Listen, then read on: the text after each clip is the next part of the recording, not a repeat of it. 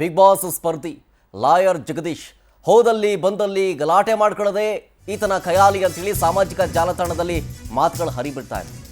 ಈ ಜಗದೀಶ್ಗೆ big shock ಎದುರಾಗ್ತಾ ಇರೋದು. ಸ್ವಯಂ ಘೋಷಿತ ಲಾಯರ್ ಜಗದೀಶ್ಗೆ ಇನ್ಮೇಲೆ ಜೈಲೇ ಗತಿ. ಕಾರಣ ಇತ್ತೀಚೆಗಷ್ಟೇ ವೈರಲ್ ಆಗಿತ್ತು ಗೊತ್ತಾ, ಗಾಳಿಲಿ ಗುಂಡೊಡೆದು ಲಾಠಿಗೆ ಕೈಯಲ್ಲಿ ಹಿಡ್ಕೊಂಡು ಗಲಾಟೆ ಮಾಡಿದ್ರಲ್ಲ ಬೆಂಗಳೂರಿನಲ್ಲಿ. ಈ ಕೇಸ್ ವಿಚಾರಕ್ಕೆ ಸಂಬಂಧಪಟ್ಟಂತೆ ಅಂದರ್ ಮಾಡಲಾಗಿರುತ್ತೆ. ಜಾಮೀನು ಕೋರಿ ಅರ್ಜಿಯನ್ನು ಸಲ್ಲಿಸಿರ್ತಾರೆ. ಆದರೆ ಈ ಜಾಮೀನು ಕೊಡೋದಕ್ಕೆ ಸಿಟಿ ಸಿವಿಲ್ ಕೋರ್ಟ್ ನಿರಾಕರಿಸಿದೆ. ಬಿಗ್ ಬಾಸ್ ಮನೆಗೆ ಹೋಗಿದ್ರು ಸೀಸನ್ 11ರಲ್ಲಿ. ಬಿಗ್ ಬಾಸ್ ಮನೆಯಲ್ಲೂ ಕಿರಿಕು, ಸುಮ್ಮನೆ ಕಾಲು ಕೆರ್ಕೊಂಡು ಜಗಳಕ್ಕೆ ಬರೋದು ಅಂತ. ಅದನ್ನೇ ಹೊರಗಡೆನೂ ಅನ್ಕೊಂಬಿಟ್ಟಿದ್ದಾನೆ ಅನ್ಸುತ್ತೆ ಆತ. ಹೊರಗಡೆಗೆ ಬಂದ ಮೇಲೂ ಕೂಡ ನಕರ ತೆಗೆದಿರೋದು ನೋಡಿ. ಅಲ್ಲಿ ಹೋದಲ್ಲಿ ಬಂದಲ್ಲಿ ಜಗಳ, ಇದು ಮೊದಲು ಕಿರಿಕಾಗಿದ್ದು. ಇದಾದ್ಮೇಲೆ ಮತ್ತೆರಡು ವಿಡಿಯೋ ರಿಲೀಸ್ ಆಯಿತು, ಅದನ್ನೂ ಕಿರಿಕು ನೋಡಿ. ಇದೇ ನಾನು ಆಗಲೇ ಹೇಳಿದ್ನಲ್ಲ, ಗಾಳಿಲಿ ಗುಂಡೊಡಿತಾನೆ ಅಲ್ಲಿ ಒಬ್ಬ ಸೆಕ್ಯೂರಿಟಿ, ಅವರ ಬಾಡಿ ಗಾರ್ಡು. ಆಮೇಲೆ ಕೈಯಲ್ಲಿ ಲಾಠಿ ಹಿಡ್ಕೊಂಡು ಗಲಾಟೆಗೆ ಬಂದಿರೋದು. ಮಾತುಗೂ ಕಿರಿಕು, ಸುಮ್ಮನೆ ಹೋಗಂಗಿಲ್ಲ. ಸೈಲೆಂಟಾಗಿ ಹೋಗ್ತಾ ಇದ್ರು ಕೂಡ ಅಷ್ಟೇ, ಸುಮ್ಮನೆ ಕಿರಿಕ್ ತೆಗೆಯೋದು. ಡೀಟೇಲ್ಸ್ ಕೊಡ್ತಾರೆ ನಮ್ಮ ಪ್ರತಿನಿಧಿ ವೆಂಕಟೇಶ್ ನೇರ ಸಂಪರ್ಕದಲ್ಲಿ. ವೆಂಕಟೇಶ್, ಲಾಯರ್ ಜಗದೀಶ್, ಸ್ವಯಂ ಘೋಷಿತ ಲಾಯರ್ ಜಗದೀಶು ಬಿಗ್ ಬಾಸ್ನಲ್ಲಿ ಇದ್ದಾಗಲೂ ಕಿರಿಕು, ಹೊರಗಡೆಗೆ ಬಂದ ಮೇಲೂ ಕಿರಿಕು. ಏನು ಈ ಥರ ಒಂದು ಅಭಿಪ್ರಾಯ ಏನಿದೆ ಇವರಿಗೆ, ಮನಸ್ಸಲ್ಲಿ ಏನಿದೆ ಗೊತ್ತಾಗ್ತಾ ಇಲ್ಲ. ಈಗ ಕೋರ್ಟ್ ಏನಂತೂ ನೆನೆ ಶರತ್, ಕೊಡಿಗೇಹಳ್ಳಿ ಪೊಲೀಸ್ ಠಾಣೆ ವ್ಯಾಪ್ತಿಯಲ್ಲಿ ಒಂದು ಹಣ್ಣೆಮ್ಮ ದೇವೆ ಉತ್ಸವವನ್ನು ಮಾಡ್ತಾ ಇರ್ತಾರೆ. ಆ ಸಂದರ್ಭದಲ್ಲಿ ಕಾರಲ್ಲಿ ಬಂದಂಥ ಸಂದರ್ಭದಲ್ಲಿ ಸಾರ್ವಜನಿಕರೊಂದಿಗೆ ಜಗಳವನ್ನು ಮಾಡಿಕೊಂಡು ಹಲ್ಲೆ ಮಾಡೋದಕ್ಕೂ ಮುಂದಾಗ್ತಾನೆ.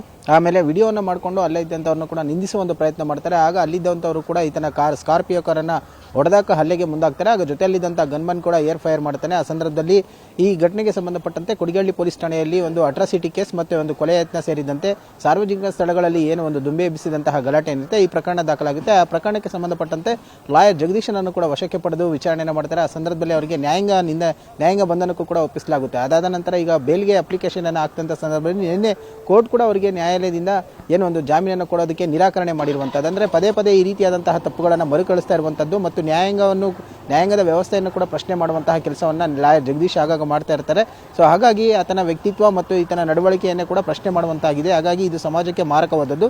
ಆ ಹಿನ್ನೆಲೆಯಲ್ಲಿ ಆತನಿಗೆ ಜಾಮೀನನ್ನು ಕೊಡಬಾರದು ಅಂತ ಹೇಳಿ ಕೊಡೋದಕ್ಕೆ ಆಗೋದಿಲ್ಲ ಅಂತ ಹೇಳಿ ಕೂಡ ಒಂದು ನ್ಯಾಯಾಲಯ ನಿನ್ನೆ ಒಂದು ಆದೇಶವನ್ನು ಹೊರಡಿಸಿ ಮತ್ತೆ ಜೈಲಿಗೆ ಕಳಿಸಿರುವಂಥದ್ದು. ಅಂದರೆ ಈ ಹಿಂದೆ ಕೂಡ ಸಾಕಷ್ಟು ಬಾರಿ ವಿಡಿಯೋಗಳನ್ನು ಮಾಡ್ಕೊಳ್ಳುವಂತಹದ್ದು, ಟ್ರಾಫಿಕಲ್ಲಿ ನಿಂತ ಪೊಲೀಸರನ್ನ ಏಕವಚನದಲ್ಲಿ ಮಾತಾಡುವಂಥ ಕೆಲಸವನ್ನು ಮಾಡುವಂಥದ್ದು ಲಾಯರ್ ಜಗದೀಶ್ ಅನ್ನೋ ಕೆಲಸ ಆಗಿತ್ತು. ಜೊತೆಗೆ ಪೊಲೀಸ್ ಕಮಿಷನರ್ ಆಗಿರುವಂತಹ ದಯಾನಂದ್ ಆಗಿರ್ಬೋದು ಮತ್ತು ಜಂಟಿ ಪೊಲೀಸ್ ಆಯುಕ್ತರಾದಂತಹ ಟ್ರಾಫಿಕ್ಗೆ ಸಂಬಂಧಪಟ್ಟಂತೆ ಅನುಚೇತ ಅವರ ಬಗ್ಗೆ ಆಗಿರ್ಬೋದು, ಬೇರೆ ಬೇರೆ ಸೆಲೆಬ್ರಿಟಿಗಳ ಬಗ್ಗೆ ಕೂಡ ಮೊಬೈಲ್ನಲ್ಲಿ ಒಂದು ವಿಡಿಯೋವನ್ನು ಮಾಡುವಂಥದ್ದು ಮತ್ತು ಫೇಸ್ಬುಕ್ನಲ್ಲಿ ಅಪ್ಲೋಡ್ ಮಾಡುವಂತಹ ಕೆಲಸವನ್ನು ಮಾಡ್ತಾ ಇದ್ರು. ಇದು ಎಲ್ಲೋ ಒಂದು ಕಡೆ ಜನರಿಗೆ ದಿಕ್ ತಪ್ಪಿಸುವಂಥ ಕೆಲಸವನ್ನು ಮಾಡ್ತಾ ಇದ್ರು. ಈ ಒಂದು ಪಬ್ಲಿಸಿಟಿಯಿಂದ ಕೂಡ ಅವರು ಬಿಗ್ ಬಾಸ್ಗೆ ಕೂಡ ಸೆಲೆಕ್ಟ್ ಆಗಿದ್ರು. ಬಿಗ್ ಬಾಸ್ಗೆ ಹೋದಂಥ ಸಂದರ್ಭದಲ್ಲೂ ಕೂಡ ಬಿಗ್ ಬಾಸ್ ಏನೋ ಒಂದು ನಿಯಮಾವಳಿಗಳಿದೆ ಅದರ ವಿರುದ್ಧವಾಗಿ ಮಾತಾಡುವಂಥದ್ದು ಮತ್ತು ಈ ಬಿಗ್ ಬಾಸ್ ಸ್ಪರ್ಧೆ ಒಂದು ರಿಯಾಲಿಟಿ ಶೋ ಇದೆ, ಅದನ್ನೇ ನಾನು ಸ್ಟಾಪ್ ಮಾಡಿಸ್ಬಿಡ್ತೀನಿ ಅನ್ನುವಂಥ ರೀತಿಯಲ್ಲಿ ಕೂಡ ಮಾತಾಡಿದ್ರು. ಎಲ್ಲೋ ಒಂದು ಕಡೆ ಅವರೇ ಹಾಡಿದ್ದೆ ಆಟ ಮಾಡಿದ್ದೆ ಅನ್ನೋ ರೀತಿಯಲ್ಲಿ ಮಾತಾಡ್ತಾ ಇದ್ದದನ್ನು ಕೂಡ ಇಲ್ಲಿ ಗಮನಿಸ್ತಾ ಇದ್ರೆ. ಹಾಗಾಗಿ ಸಾಕಷ್ಟು ಕೇಸ್ಗಳು ಕೂಡ ಅವ್ರ ಮೇಲೆ ಹಿಂದೆ ಕೂಡ ದಾಖಲಾಗಿತ್ತು. ಅವ್ರನ್ನ ಮಗನ ಮೇಲೆ ಕೂಡ ಹಲ್ಲೆ ಆಗಿತ್ತು, ಜೈಲಿಗೆ ಹೋಗಿ ಬಂದಿದ್ರು. ಈಗ ಅವ್ರನ್ನ ಲಾಯರ್ ಒಂದು ಬಾರ್ ಕೌನ್ಸಿಲಿಂದ ಕೂಡ ಅವ್ರನ್ನ ವಜಾ ಮಾಡಲಾಗಿತ್ತು. ಸದ್ಯಕ್ಕೆ ಈಗ ಅವರಿಗೆ ಒಂದು ಜಾಮೀನು ನಿರಾಕರಣೆ ಆಗಿರೋದ್ರಿಂದಾಗಿ ಮತ್ತೆ ಜೈಲಲ್ಲೇ ಉಳಿಬೇಕಾದಂತ ಅನಿವಾರ್ಯ ಇರುವಂತ ಶರತ್. Thank you Venkatesh ಡೀಟೇಲ್ಸ್ಗಾಗಿ.